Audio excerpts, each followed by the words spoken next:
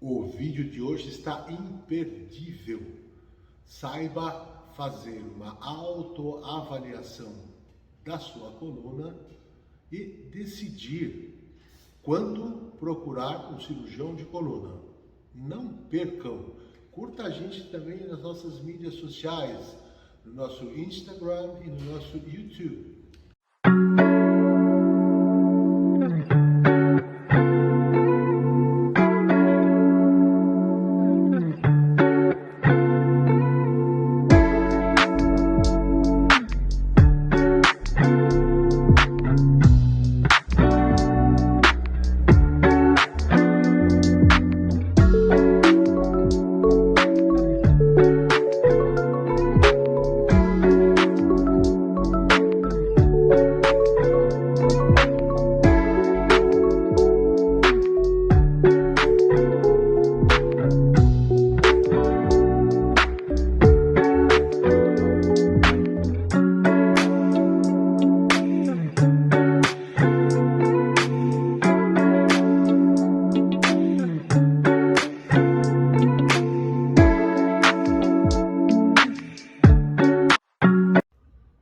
Pessoal, então assim, eu vou comentar com vocês aqui um pouco da história natural da doença da hérnia de disco, né, da dor, do problema da coluna vertebral.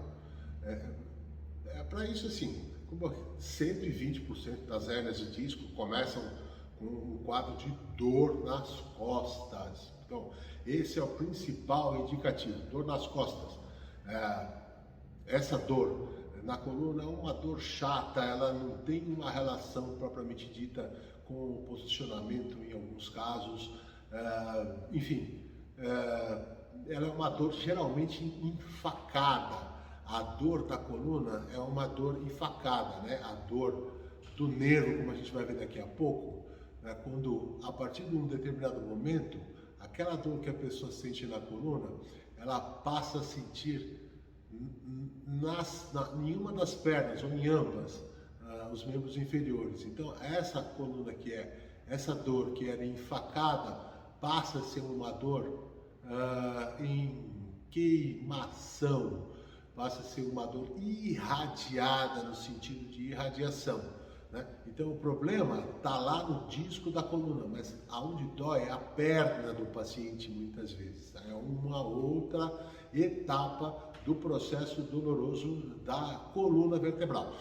Aí, se a doença evolui, o paciente pode ter então uma perda de sensibilidade, uma alteração da sensibilidade que nós médicos chamamos de disestesia. Mas daí o paciente vai entender como um formigamento. Ele vai entender como uma perda de sensibilidade, uma alteração, como se a pele ficasse grosseira, assim.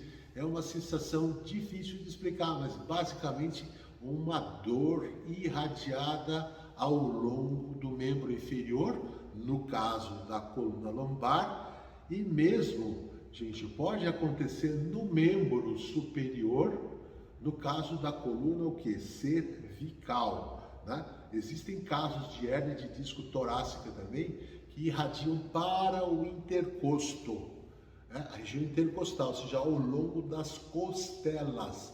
Essa mesma alteração de sensibilidade ocorre tanto na cervical, no segmento torácico e no segmento lombar também. Entendeu, pessoal? Então, a partir daí, quando procurar um cirurgião de coluna, quando procurar ajuda, quando procurar o médico, tá? Então esse vai ser um momento importante, porque a dor na coluna após 2 ou 3 semanas vai se tornando uma dor crônica, então a chance dela desaparecer sozinha vai diminuindo. É claro que acontece, gente, tem gente que sente dor durante meses, depois a dor desaparece, a pessoa esquece, etc. No caso da dor nas costas, né, há uma grande chance dessa dor se tornar o quê? Uma dor crônica.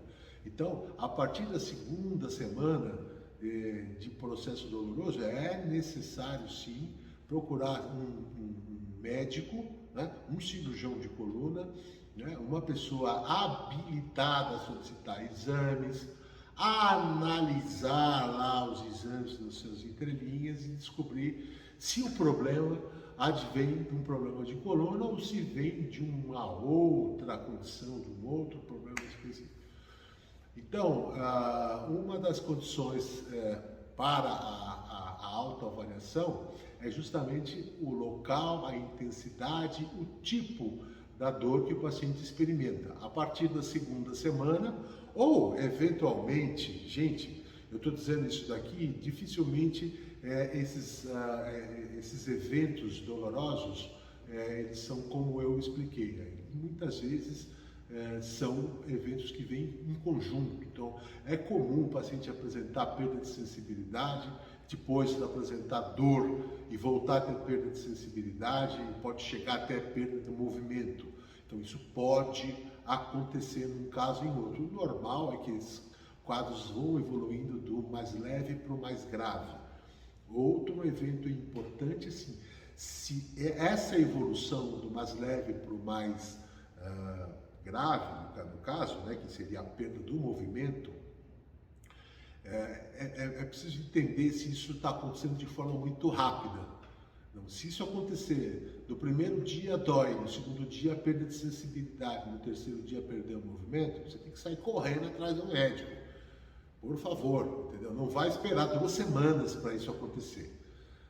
Mas os sintomas galopantes são preocupantes, é claro. Mas assim, normalmente após a segunda semana de dor, você realmente isso deve chamar a sua atenção, você deve procurar realmente a ajuda de um profissional gabaritado. É esse o recado de hoje e continue conosco.